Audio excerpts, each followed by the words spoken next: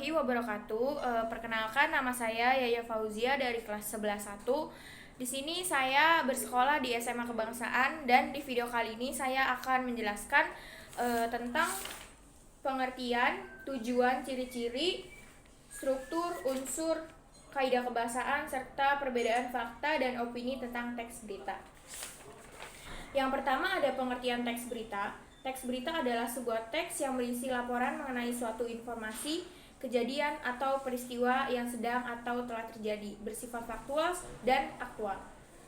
Yang kedua itu ada tujuan dan ciri-ciri teks berita. Tujuannya yang pertama menyampaikan informasi aktual, faktual, serta terpercaya kepada masyarakat. Selain itu, teks berita bertujuan memberikan edukasi, membentuk opini publik, serta menjadi dasar acuan bagi pembaca dalam mengambil suatu keputusan. Selanjutnya ada ciri-ciri. Yang pertama itu ada faktual. Nah, faktual ini berdasarkan kejadian yang nyata dan benar-benar terjadi, bukan hasil rekayasa. Yang kedua ada aktual, membahas peristiwa yang sedang hangat atau baru saja terjadi. Yang ketiga ada objektif, itu menyajikan informasi apa adanya tanpa dipengaruhi pendapat atau opini pribadi penulis.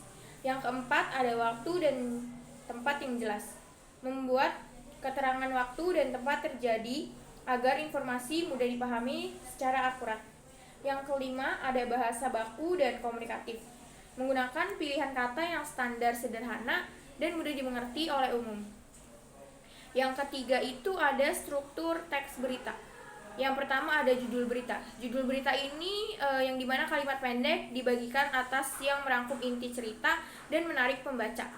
Yang kedua ada kepala berita. Paragraf pertama yang memuat unsur penting 5W dan 1H. Apa, di mana, kapan, siapa, mengapa, dan bagaimana. Yang ketiga ada tubuh berita, bagian tengah yang menjelaskan rincian peristiwa, latar belakang, dan alur kejadian secara lengkap. Dan yang terakhir ada ekor berita, yaitu bagian akhir yang memuat informasi tambahan atau catatan penutup yang tidak terlalu krusial. Selanjutnya yang keempat itu ada unsur-unsur berita, 5W dan 1H. 5W 1H itu ada what, yang artinya apa.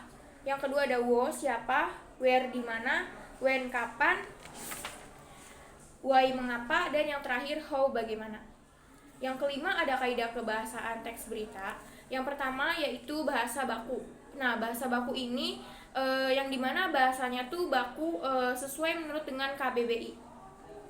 Yang kedua ada kalimat langsung. Kalimat langsung ini ditandai dengan biasanya tuh di atas itu ada tanda kutipnya, tanda petik.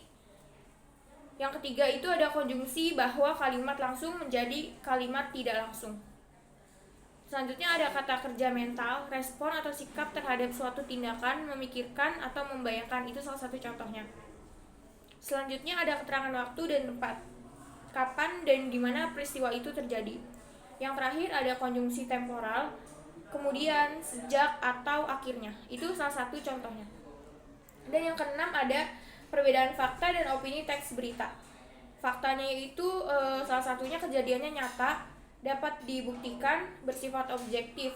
Sedangkan opini itu tuh pendapat pribadi, belum pasti, kata penanda.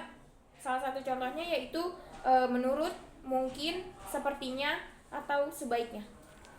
Sekian presentasi dari saya, kurang lebihnya mohon maaf. Wassalamualaikum warahmatullahi wabarakatuh.